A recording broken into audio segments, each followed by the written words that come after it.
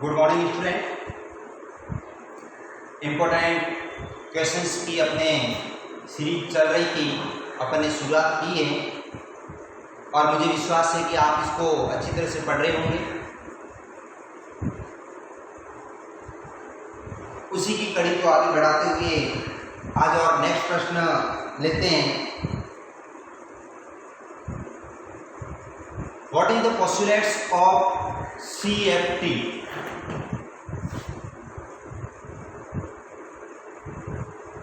What are the postulates of CFT?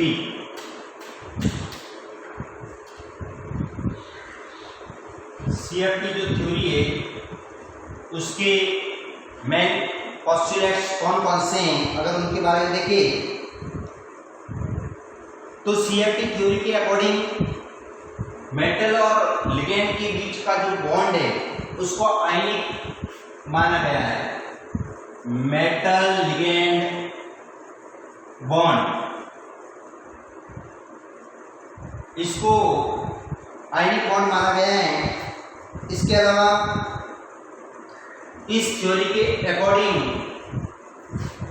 Metal और ligand के orbital के बीच में किसी भी प्रकार का कोई अतिव्यापन इंटरसेक्शन नहीं होता है। इसके अलावा ये थ्योरी कहती है कि जो मेटल और लिगेंड के बीच में बॉन्ड बनते हैं और उसके पश्चात उसके लिए जो d ऑर्बिटल है उस d ऑर्बिटल का विपाटन हो जाता है और d ऑर्बिटल का जब विपाटन होता है तो उस कंडीशन में ये 2 क्लास के अंदर डिवाइड हो जाते हैं। एक जो होते हैं BMO, दूसरे जो होते हैं ABMO। BMO के अंदर जब इलेक्ट्रॉनों को भरा जाता है तो उस कंडीशन में स्टेबिलिटी बढ़ती है। इसके अंदर इलेक्ट्रॉन को फिल करोगे तो स्टेबिलिटी इंक्रीज होगी, इसमें करोगे तो स्टेबिलिटी डिक्रीज होगी। इसके अलावा इसके जो पॉइंट्स हैं कि इस थ्योरी के अकॉर्डिंग जो कॉम्प्लेक्स कंपाउंड है उनकी कलर, उनकी मैग्नेटिक प्रॉपर्टीज,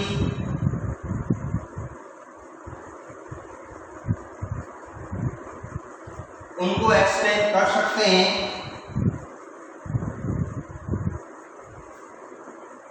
कि जैसे ही इलेक्ट्रॉनिक कॉन्फ़िगरेशन आप लिखोगे इसका, तब उसके अंदर इलेक्ट्रॉनों की जो कंडीशन है, पोजीशन, वो पता लग जाएगी।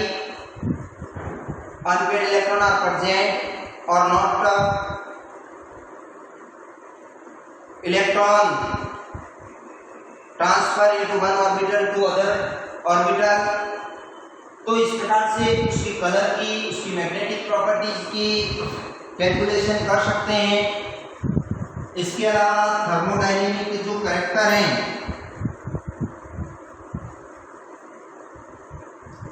उस थर्मोडायनेमिक प्रॉपर्टीज की भी कैलकुलेशन की जा सकती है।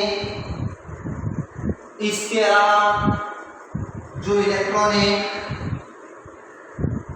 उसका विन्यास किस टाइप से आ रहा है, एक तो एक एग्जांपल के तौर पर एक sp3d2 और एक सपोज आया d2sp3।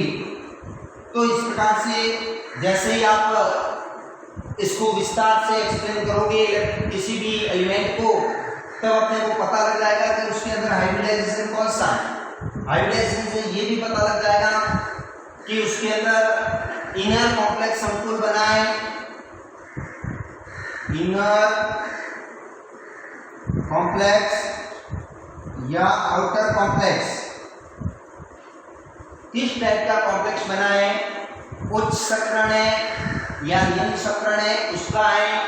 तो ये जितने भी कैरेक्टर हैं वो पता लग जाता है CFT। तो ये इंपॉर्टेंट जो भी कैरेक्टर हैं उनको आपको अच्छी तरह से लिखना है। इसके बाद नेक्स्ट क्वेश्चंस देखिए, तो वो है बीबीटी जो थ्योरी है, उस बीबीटी थ्योरी की लिमिटेशन क्या है। Right the limitation of BBT theory. Question number 6,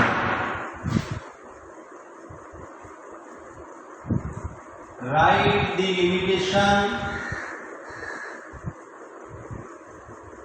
of BBT theory.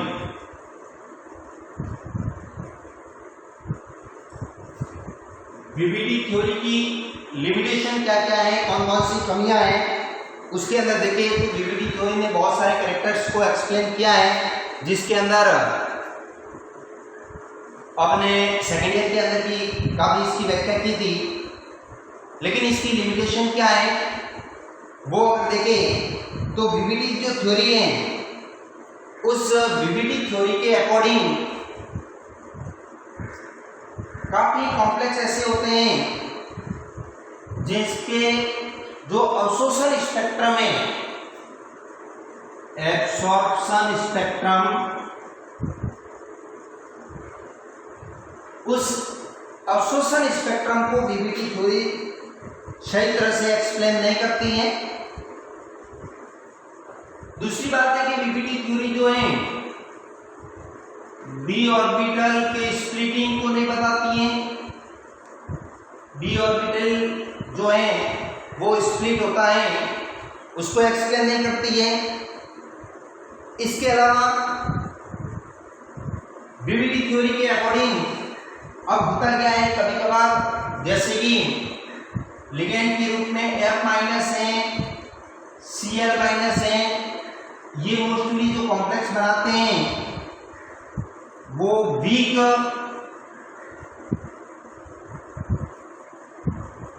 और इसके अलावा Cl है, अमोनिया है, ये स्ट्रॉन्ग वीक फील्ड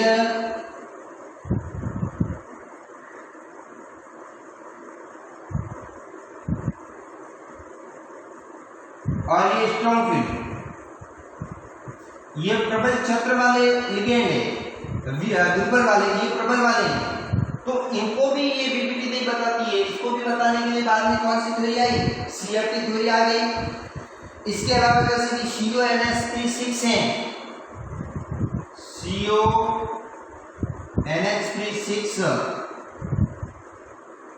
इसकी अगर बात करें तो इसके अंदर भी इलेक्ट्रॉन जो है वो एक आगे वाले ऑर्बिटल के अंदर ट्रांसफर होता है। तो इसकी व्याख्या भी ये थ्योरी नहीं करती है। इस प्रकार से इस थ्योरी की बहुत सारी लिमिटेशन है। तो ये भी क्वेश्चन इंपॉर्टेंट है, इसको भी आप अच्छी तरह से पढ़ें। Thank you.